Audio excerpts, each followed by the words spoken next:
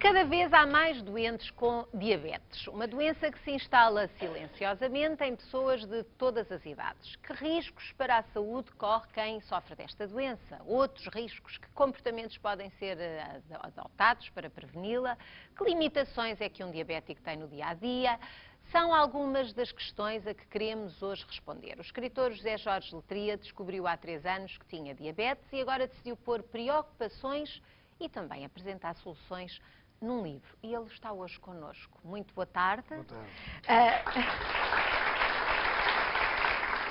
Está connosco e está muito bem acompanhado com a doutora Sílvia Saraiva, que participa consigo neste livro que se chama... Que é dos dois. Que é dos dois. Que é dos dois, claro. Sem açúcar com afeto. Sem açúcar com afeto, porquê?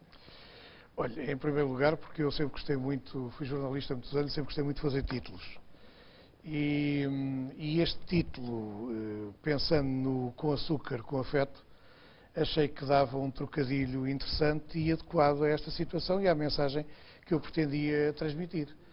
E como não quis fazer deste livro um testemunho solitário ou unilateral em relação à doença, um dia num programa da SIC descobri a doutora Sílvia Saraiva a falar da diabetes e achei que seria uma excelente parceira para fazer comigo este livro, que no fundo é um diálogo feito à distância entre o testemunho daquele que se descobriu há 3 anos, um diabético tipo 2, com uma especialista neste domínio, e uma das razões que me levaram a fazer este convite à doutora Sílvia Saraiva foi exatamente o ter-me tocado a sua capacidade de comunicação sobre uma matéria que é grave, pesada, mas que deve ser abordada também com a maior serenidade e com o maior otimismo. E, portanto, eu acho que ela, dialogando comigo neste livro, conseguiu isso, sendo que o meu testemunho é empírico, do doente a falar da sua vida e daquilo que se transformou, e o dela, naturalmente, é a abordagem científica, mas de uma forma acessível e que eu acho que vai tocar toda a gente. Portanto, a Sílvia Saraiva, boa tarde também para si, que ainda não teve a oportunidade de dizer nada, mas esta parceria foi logo fácil resolverem como é que iam fazer, não é? Porque há um bocadinho que o José Jorge Letria escreve e depois logo a seguir temos umas linhas da doutora Sílvia. E havia o meu texto inicial. E, portanto, como é que isso foi feito? O texto de José Jorge foi, pelo menos uma boa parte anterior, eu li e não é um comentário direto ao texto, até porque era quase agressivo comentar a história desta pessoa com diabetes.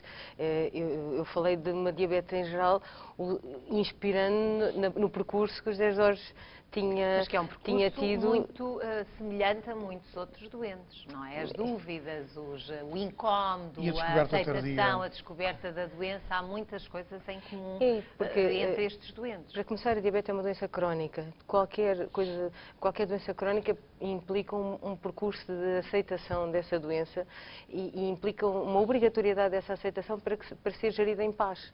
E não há nenhuma doença gerida em paz com zanga. Por isso, se repararem ao longo do livro, e eu comentei isso com o José Jorge Letria, ele também também teve o seu percurso mais angustiado de início e em mais paz à medida que o tempo decorre e que se vai descobrindo que as rotinas mudam, mas podem ser agradáveis. Mudar a cultura, as emoções, é complicado, mas pode ser agradável. E pode-se viver de forma mais pacífica e aceitar a doença de outra forma, porque isso também é bom para enfrentá-la. José Jorge Letria, então vamos ao início desta história. Portanto, há 3 anos descobriu de que forma? Bem, eu tenho a noção exata de que construí esta situação.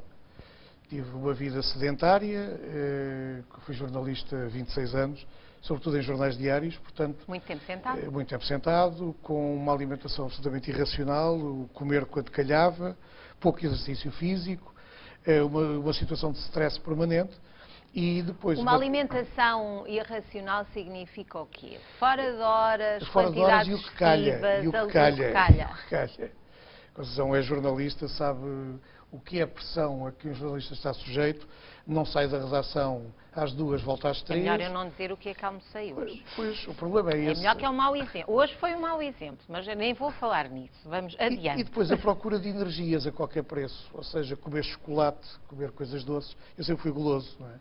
Aliás, eu uso aqui uma expressão que é o goloso volta sempre ao local do creme. Eu deixei de voltar ao local do creme, portanto... Agora, a descoberta é dolorosa, porque eu descobri aos 56 anos. Portanto, eu já tinha para trás um longo percurso de vida feito com estes excessos, estes erros alimentares. E, portanto, quando descobri, tive a noção exata da gravidade da situação em que tinha caído e, portanto, tive que mudar radicalmente os meus hábitos alimentares, os meus hábitos de vida.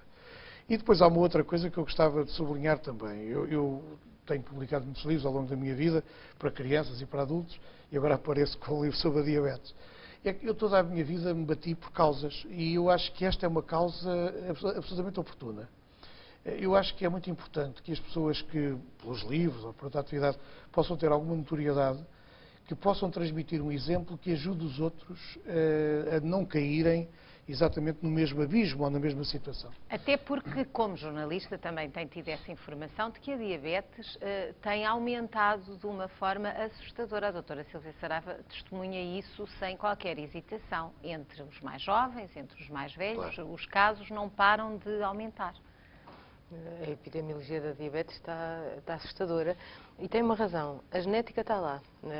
A diabetes tipo 2, eu sei que é um bocadinho complicado de aceitar, mas tem uma intervenção genética fortíssima. Portanto, quando há familiares para trás, o melhor é pensar bem que pode acontecer. É difícil aceitar porque é uma doença que aparece tarde e por isso é um bocadinho complicado. Normalmente as pessoas pensam que a influência genética é muito mais forte na diabetes tipo 1, na diabetes insulina dependente do início. Não é? É na tipo 2. E por outro lado, essa genética depois vai estar adormecida e vai desencadear-se a diabetes ao longo do acumular de excessos, da obesidade e do sedentarismo. Ora, nós sabemos que a nossa sociedade atualmente, não só as pessoas estão a ter essa vida, como estamos a começar a educar as crianças a ter essa vida. Nós temos, as crianças atualmente já não vão brincar para a rua, vão brincar para a PlayStation. E a PlayStation não... Isso é fundamental. O Zé Jorge Letria todo embalado na conversa, porque é um conversador, e estava a dizer que realmente o que foi importante também para si foi envolver-se nisto e dar a cara, como se costuma dizer, por isto que considera uma causa. Por isto e por outras doenças, eu tenho presente, por exemplo, a coragem com que o Nicolau Breiner, por exemplo, assumiu a situação de saúde. Tudo o que leva à medicina preventiva e, portanto, à prevenção das doenças, eu acho que é um dever cívico. E foi na base desse dever cívico que eu decidi avançar com a publicação do meu testemunho neste livro, partilhado naturalmente com a médica. Agora, o momento da descoberta é um momento muito doloroso, que é, digamos, a descoberta da privação violenta, não é? A pessoa fica privada porque o embate tem que ser forte, não é coisa negociável. O que é que o seu médico lhe disse? Disse-me que tinha que parar imediatamente. Eu, quando descobri, já estava com valores de hiperglicemia altíssimos, não é? E, portanto, eu tinha que parar radicalmente com o consumo de açúcares, com o consumo de gorduras. E, portanto, imagina, ao fim de 56 anos, com um regime alimentar irregular e caótico, muitas vezes, ver-me privado daquilo que me dava prazer e que eu estava habituado. Felizmente, sou abstémio. E, portanto, não tinha esse fator acrescido de risco. Não grava, penso eu, consideravelmente. Não tinha esse fator adicional. Sim, mas assim não incomodava tanto. A mim não fazia diferença, mas as mousses de chocolate ou de manga no final da refeição, meia tablete de chocolate para ganhar energia e o Natal, sobretudo. E, aliás, eu apanhei um Natal logo a seguir. Isto foi descoberto faz agora 3 anos, precisamente em novembro, e tive logo como presente a seguir o Natal. O Natal com mesa recheada, em casa de familiares, e naturalmente o síndrome da privação, que é doloroso, leva à irritabilidade, leva à dor física, leva a uma tendência para a depressão, porque é um fenómeno de privação, de uma série de coisas que cotidianamente nos dão prazer. Depois há toda uma aprendizagem. Daí também este título do Sem Açúcar com Afeto, não é? Porque o docinho está relacionado com o conforto, as pessoas comem um docinho para se sentirem mais confortáveis portanto, a mensagem que quer passar é que mesmo sem açúcar há conforto, Exatamente. pode haver conforto e pode haver afeto e pode haver Claro. a vida. E o afeto, eu acho que o afeto é muito importante, até numa cadeia de solidariedade entre os diabéticos, para se ajudarem entre si. Há uma grande solidariedade entre as pessoas que padecem deste mal de civilização. Isto é uma doença de civilização. Preciso ter essa noção, portanto, os erros da civilização dão doenças como esta. Por outro lado, é preciso, e eu acho que é importante que um diabético diga, que se nós formos disciplinados e encararmos com determinação este problema, a nossa esperança de vida aumenta substancialmente e a nossa qualidade de vida sobe bastante. Mas no seu caso, voltando um bocadinho atrás, vamos falar dos sintomas. Sentia-se o quê? Geralmente o cansaço é um sinal, Sim, embora seja um sinal para diabetes como Sim. para outras doenças, e sede também Sede, não tinha sede noturna, mas passei a ter sede frequente durante o dia. Cansaço não tinha, até porque o compensava com novas energias, nomeadamente comendo chocolate, que era uma das minhas fraquezas assumidas. E portanto, eu fui descobrindo, com algumas perturbações orgânicas, sobretudo do aparelho urinário, que eu imaginei que fosse um problema de outra natureza, mas não era, era de facto o organismo a tentar expelir o açúcar que eu tinha a mais. E recordo-me que fiz uma viagem profissional à Itália, e uma refeição que fiz em que comi 2 tiramisus, que me deu um enorme prazer, e senti-me mal. E quando regressei, fiz análises, estava confirmado que realmente tinha diabetes tipo 2. A partir daí é todo um ciclo de aprendizagem que passa por uma determinação e sobretudo um conhecimento do corpo e da doença. E depois disciplina. Disciplina não quer dizer que eu seja um poço de virtudes neste momento, mas tento pelo menos ter sempre presente no dia-a-dia e num horizonte mais alargado aquilo que posso ou não posso fazer.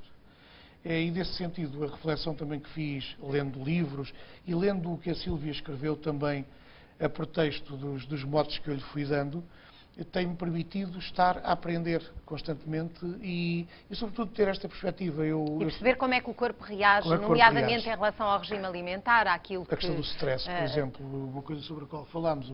O stress pode desequilibrar completamente um quadro de glicémias, não é? A pessoa pode comer a mesma coisa em 2 dias e, se está numa situação de stress, as glicémias disparam e, portanto, tem uma marca de que a diabetes está agravada. E depois é preciso habituar-nos à ideia de que isto é uma doença crónica, com a qual viveremos até ao termo da nossa existência e que, portanto, temos que conviver bem com ela, porque ela não perdoa. Estamos a falar de 900 mil pessoas mais em Portugal afetadas por esta doença. A Sílvia Saraiva, o exercício é fundamental para combater, no fundo, os efeitos desta doença. E, no seu caso, tem também tido iniciativas para provar que os diabéticos podem fazer vidas como as outras pessoas e até já foi com um grupo de diabéticos subir um Kilimanjaro e já tem feito... com 7 mil metros. Como? E um Aconcagua com 7 mil metros. Exatamente. Portanto, tem feito estas iniciativas não só para estimular os doentes, mas também pretende, com isso, provar que não devem ser olhados porque têm limitações, porque o exercício é fundamental. A diabetes nem sempre teve os meios para ser tratados como tem agora. E, por isso, as consequências da diabetes foram uma realidade. E as pessoas ainda entendem a diabetes como a pessoa que vai acabar com problemas de cegueira, ou de amputações, ou de insuficiências renais. Mas isso é um risco. É um risco, ou seja, e continuará que os doentes também tenham presente que é um risco diretamente proporcional ao mau controle com que a diabetes é gerida durante a vida. Ora, se nós sabemos que atualmente temos meios ótimos para cuidar da diabetes, por que não usá-los? Por que não proporcionar ao diabético um futuro igual ao das outras pessoas? E para isso há que motivar as pessoas de que vale a pena. E por isso, o exercício, na minha opinião, tem-me servido de várias maneiras. Primeiro, é um excelente preventivo da diabetes. Eu quando começo uma consulta e quando começo na parte dos conceitos, começo exercício, dietética, a medicação. É esta a ordem, porque eu acho que é esta a ordem que vale a pena. Por outro lado, quando uma pessoa faz um exercício fora do habitual, percebe que, apesar de ser diabético, pode realizar a vida que quiser, desde que tome conta de si. E por isso, eu acho que motiva a pessoa a tomar conta de si, por um lado, e faz com que a pessoa perceba que pode. E por isso, tenho tentado por um lado, usar a possibilidade de fazer exercício para motivar a pessoa a tomar conta de si, porque o exercício é possível se a pessoa tomar conta de si, e por outro lado, usar para provar que o diabético tem capacidades sobreponíveis às das outras pessoas. Nós temos forma de controlar bem a diabetes. E, por outro lado, o exercício permite uma maior liberdade de vida no sentido, mesmo em termos de alimentação, a alimentação não ser tão agressiva, porque os doces, por exemplo, podem ser usados como compensação do açúcar que baixa no exercício. E por isso é uma excelente altura para fazer um bocadinho de comer o nosso doce, é compensar um exercício mais intenso.